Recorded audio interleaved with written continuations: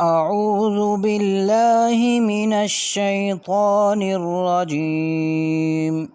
بسم الله الرحمن الرحيم. والنازعات غرقا والناشطات نشطا والسابحات سبحا فالسابقات سبقا فالمدبرات أمرا يوم ترجف الراجفة تتبعها الرادفة قلوب يومئذ واجفة أبصارها خاشعة يقولون أئنا لمردودون في الحافرة أإذا كنا عظاما نخرة قالوا تلك إذا كرة خاسرة فإنما هي زجرة واحدة فإذا هم بالساهرة هل أتاك حديث موسى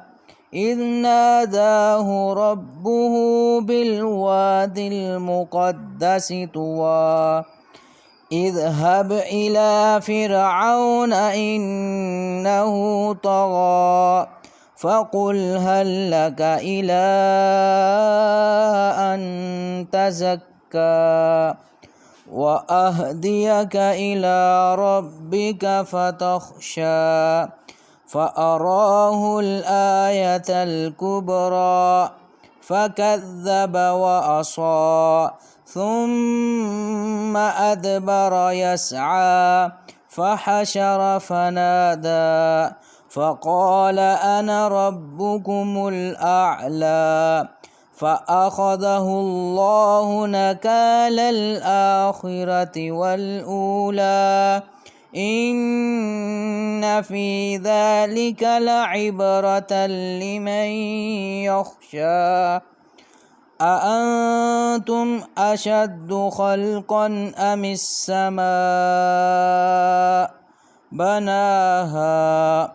رفع سمكها فسواها وأغطش ليلها وأخرج ضحاها والأرض بعد ذلك دحاها أخرج منها ماءها ومرعاها والجبال أرساها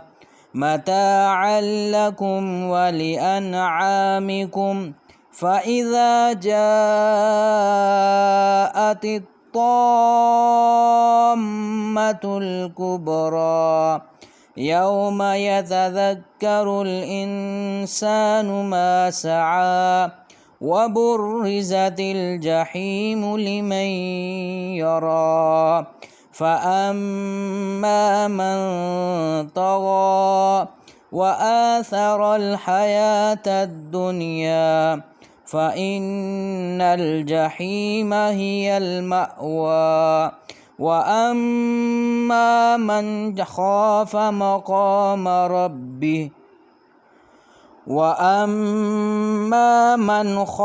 مقام ربه ونهى النفس عن الهوى فإن الجنة هي المأوى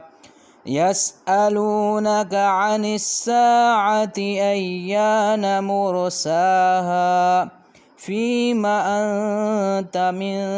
ذكراها إلى ربك منتهاها إنما أنت منذر من يخشاها كأنهم يوم يرونها لم يلبثوا إلا عشية لم يلبثوا إلا عشية أو ضحاها